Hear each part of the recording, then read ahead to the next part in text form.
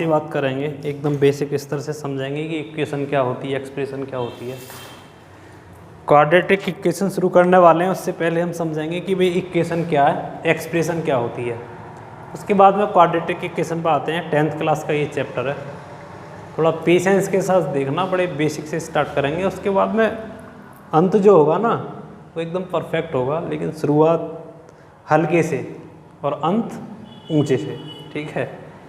तो आइए, आपने बहुत सारे बच्चों ने ये लिखा देखा होगा, ये तो इसको क्या पढ़ते हो कि ये नंबर 7 लिख रहा है कोई, 7। इसको डिजिट भी कह सकते हो कि नंबर ऑफ डिजिट कितने होते हैं, नंबर ऑफ डिजिट 0 1 2 3 4 5 6 7 8 9, ठीक। यही तो नंबर ऑफ डिजिट होते हैं, यानी 1 2 3 4 5 6 7 8 9 10, यानी टोटल नंबर ऑफ डिजिट होते हैं 10, ठीक। इसको अगर पढ़ने का तरीका हो तो कि 7 एक संख्या भी एक अंक भी है। अगर मैं आपके सामने 2 और 7 को एक साथ लिख दूं तो आप कहोगे ये 27 लिख रहा है, यानी ये कोई 2 डिजिट में कोई नंबर है, यानी 27 क्या है, 2 अंकों की एक संख्या है, ठीक। तो बड़ी सामान्य सी बात है। लेकिन आज जो हम बात करने वाले हैं वो क्वाड्रेटिक इक्वेशन की। क्वाड्रेटिक इक्वेशन की शुरुआत करने से पहले हम समझेंगे कि इक्वेशन होती क्या है, ठीक है। इक्वेशन क्या होती है, एक्सप्रेशन क्या होती है, उसके बाद में क्वाड्रेटिक इक्वेशन की शुरुआत करेंगे। भाई आपने ज़रूर ऐसा लिखा हुआ देखा होगा, 7 + 5 12 - 3 लिखा देखा है नहीं। इसी चीज़ को बोलते हैं न्यूमेरिकल एक्सप्रेशन, न्यूमेरिकल एक्सप्रेशन, ठीक है। सेम है इसके लिए भी, ठीक।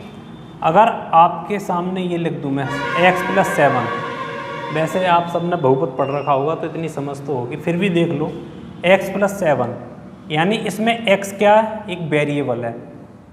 क्या है, वेरिएबल। वेरिएबल क्या होता है, जिसका मान वेरी करे, यानी जिसकी वैल्यू बदले या बदल सकती है, उसको क्या बोलते हैं, वेरिएबल। तो इसको x + 7 को क्या पढ़ेंगे कि भाई ये कोई अलजेब्रिक एक्सप्रेशन है। क्या है, अलजेब्रिक एक्सप्रेशन, ठीक। इतनी बात कहोगे आप। अगर मान लीजिए अलजेब्रिक एक्सप्रेशन लिख दी और मैंने इक्वल में लिख दिया 12, इक्वल में लिख दिया 12, तो ये दो मैथमेटिकल स्टेटमेंट्स हो गए, 12 और x + 7। इनको मैंने किसके साथ कनेक्ट कर दिया, इक्वल के साइन के साथ। भाई इक्वल का साइन होता है, तो मैं इस चीज़ को पढ़ूंगा कि ये समीकरण है। ये क्या है, एक समीकरण है, यानी x + 7 = 12, x + 7 = 12।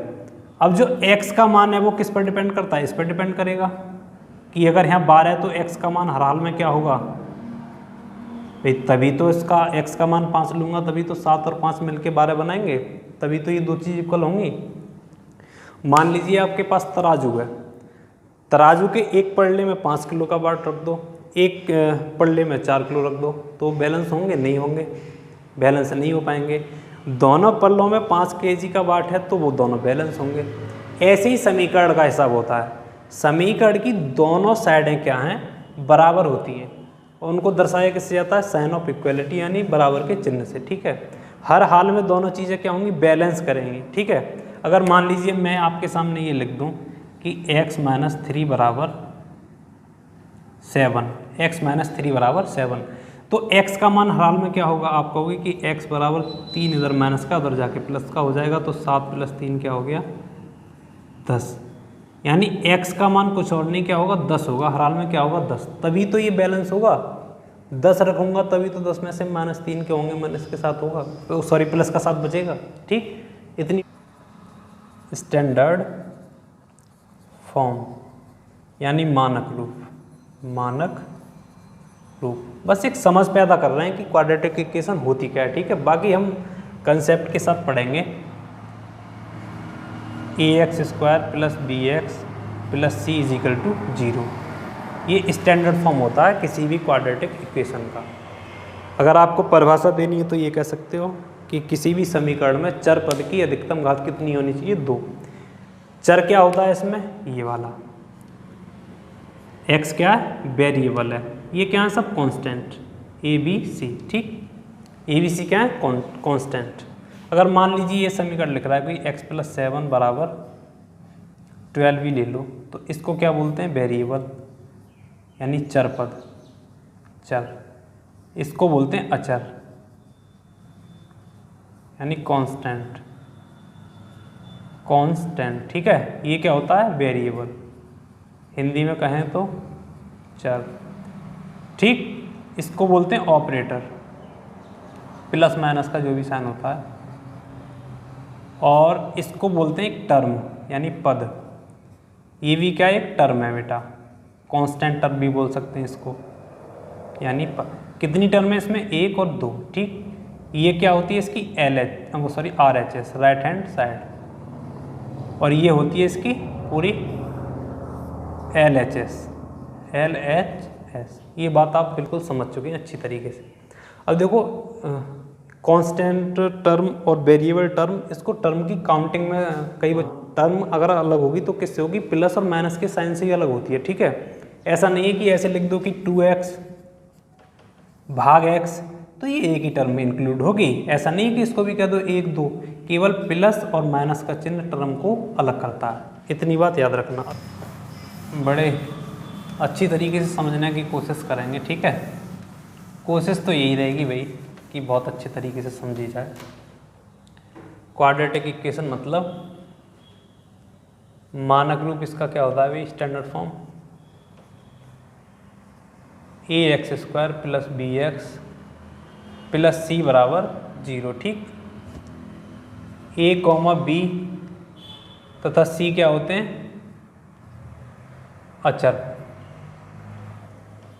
अचर, ठीक है।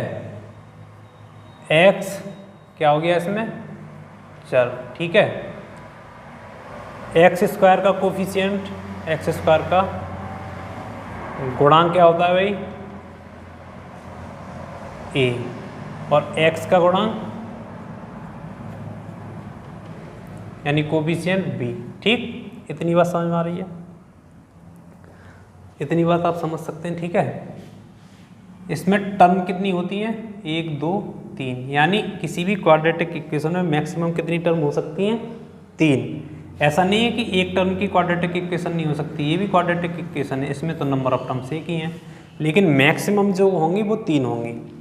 मान लीजिए ये लिख रहा है 2x² + x + 7 = 0, तो इसमें मैक्सिमम कितनी टर्म हो सकती हैं, 3, ठीक है। इसके अधिकतम मूलों की बात करें तो 2 हो सकते हैं। ऐसा भी हो सकता है कि किसी भी द्विघात समीकरण का एक भी वास्तविक मूल नहीं हो, ठीक है, ठीक। अब इसके मूल कैसे ज्ञात करते हैं उस चीज़ पर थोड़ी चर्चा करेंगे, ठीक है।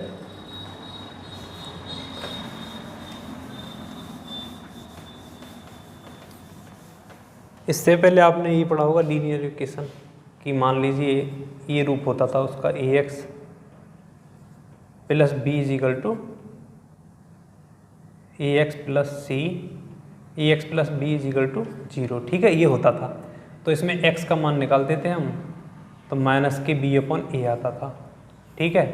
यानी x का एक ही मान संभव होता था कि -b/a कर दो, तो x की जगह रख दो, तो ये समीकरण क्या हो जाती, बैलेंस हो जाती थी, ठीक है। जैसे मैं करके दिखाऊँ आपको, 2x + 7 = 0, तो x की जगह क्या रखा जाए कि इक्वेशन क्या हो जाए, बैलेंस हो जाए, यानी इस पक्ष में भी 0 आ जाए। तो क्या करते थे कि x बराबर रख दो -7/2, तो ये इक्वेशन क्या हो जाएगी, बैलेंस हो जाएगी। क्या हो जाएगी भाई, बैलेंस।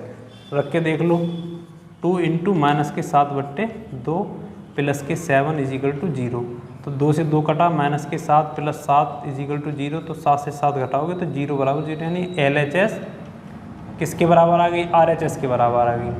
इसी को इसका क्या कहते थे, हल कहते थे, यानी मूल कह लो या हल कह लो, ठीक है।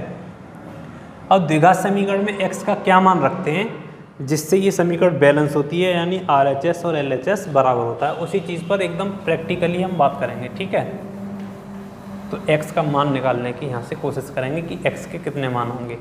मैं बता चुका हूँ कि किसी भी द्विघात समीकरण के अधिकतम कितने मूल हो सकते हैं, 2, ठीक। तो ax² + bx बराबर क्या हो जाएगा माइनस सी। मैंने पक्षांतरण कर लिया, सी को किधर भेज दिया RHS में, ठीक है। अब हमने क्या, इसको मान लेते हैं इक्वेशन नंबर 1। तो समीकरण 101 को दोनों ओर किससे गुणा कर दो, दोनों ओर 4a से गुणा कर दीजिए। 4a से गुणा करने पर, देखो बड़ी तसल्ली के साथ देखना, एकदम आराम से समझने की कोशिश करेंगे। समझ में आए तो अच्छी बात है, नहीं आए तब भी अच्छी बात है। तो क्या हो जाएगा 4a² x², ठीक है, प्लस 4abx बराबर 4a माइनस के 4ac। भाई 4a की गुणा करोगे तो a होगा, 4a की a के साथ करोगे तो 4a² होगा, 4ax²। इसमें करोगे तो 4abx और इसमें करोगे तो 4ac, ठीक। इतनी बात समझ सकते हो आप। अब क्या करोगे, इस 4a² को क्या लिख सकते हो, 2ax का होल स्क्वायर। देखो इसको खोलोगे तब भी ये आएगा, 2a का करोगे 4a² आ जाएगा, 4a² और x का खोलोगे तो x²। यानी ये कहानी और ये कहानी एकदम सेम है। इतनी बात समझ सकते हो कि ये कहानी बिल्कुल सेम है। प्लस यहाँ से आप देखिए कि इसको लिख सकते हो आप 2 गुणा 2abx, 2abx, ठीक है, बराबर माइनस के 4ac लिख सकते हो। इसको मैंने थोड़ा ब्रेक करके लिखा और कुछ नहीं लिखा। इस वाले बात में और इस वाली बात में कोई अंतर नहीं है, ये 4abx है, ये भी 4abx ही बन रहा है, ठीक। अब मैं क्या करूँगा, समीकरण नंबर 2 मान लो। तो समीकरण 2 में दोनों ओर क्या जोड़ रहा हूँ मैं, b² जोड़ रहा हूँ। दोनों ओर b² जोड़ने पर श्रीधराचार्य पे पहुँचेंगे। इसका जो अंत होगा ना वो श्रीधराचार्य के फॉर्मूले पे जाके होगा, जिसे द्विघाती सूत्र भी कहते हैं। श्रीधराचार्य जी ने इसका प्रतिपादन किया तो उनके नाम से पुकारते हैं, ठीक है। तो 2ax का whole square plus b² plus 2 × 2abx बराबर माइनस के 4ac प्लस के b², ठीक है। मैंने क्या कर दिया, b² दोनों ओर जोड़ दिया। अब आप ध्यान से देखना, ये किसका रूप है, a², ठीक है भाई। ये क्या, b², 2, ये किसकी जगह, 2ax यानी a, और b मतलब b इंटू b बराबर माइनस के 4ac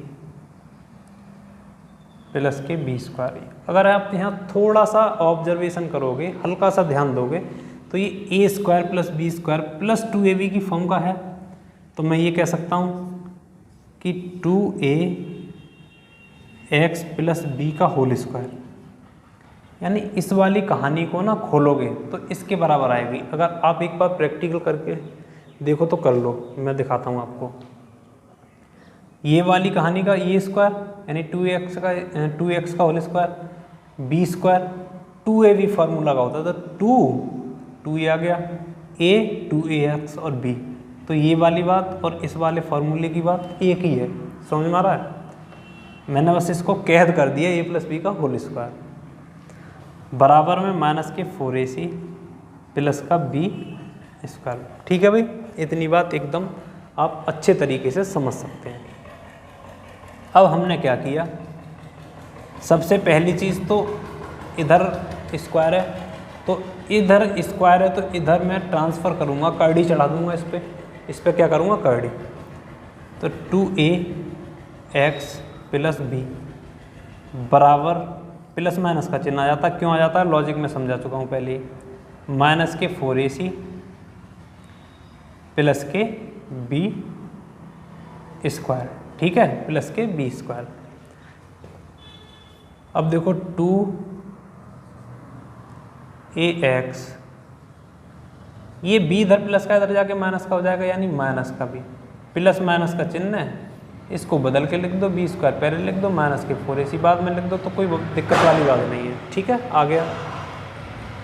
अब ये 2x लिख रहा है, 2a इधर इसके गुणा में, तो यहाँ x ही छोड़ दो और 2a इसके गुणा में, तो इधर जाके किस में हो जाएगा, हर में, तो माइनस के b plus minus b square minus के 4ac अपॉन 2a।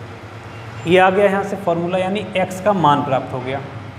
इसी को हम बोलते हैं भाई श्रीधराचार्य का फॉर्मूला, यानी x बराबर माइनस के b प्लस माइनस रूट में बी स्क्वायर माइनस के 4ac अपॉन 2a। यही होता है श्रीधराचार्य जी का फॉर्मूला, श्रीधराचार्य फॉर्मूला। इसे द्विघाती सूत्र भी कहते हैं, द्विघाती सूत्र। यानी x के हमारे पास दो मान आए, एक तो x बराबर माइनस बी प्लस का ले लो एक बार, बी स्क्वायर माइनस के 4ac अपॉन 2a, और एक आया माइनस के बी माइनस के बी स्क्वायर माइनस के 4ac अपॉन 2a। अब बात ये आती है, क्या ये दो एक ही तरीका होता है किसी भी द्विघात समीकरण को सॉल्व करने का? नहीं, एक इसका गुणनखंड विधि भी होता है, फैक्टराइजेशन मेथड, और एक इसका पूर्ववर्ग विधि भी होती है। ठीक है, 2-3 तरीके होते हैं किसी भी क्वाड्रेटिक इक्वेशन को सॉल्व करने के, लेकिन पहला और बेसिक तरीका मैंने आपके सामने एक्सप्लेन किया। आगे क्वेश्चन करेंगे और उसके बाद जो इसका फैक्टराइजेशन मेथड है वो भी सीखेंगे, और जो पूर्ववर्ग विधि होती है उससे भी सॉल्व करेंगे। ठीक है, तब तक के लिए इतना ही। नोट करना चाहो तो नोट भी कर सकते हो, और साथ के साथ उतारना चाहो तो साथ के साथ भी उतार सकते हो। Thank you.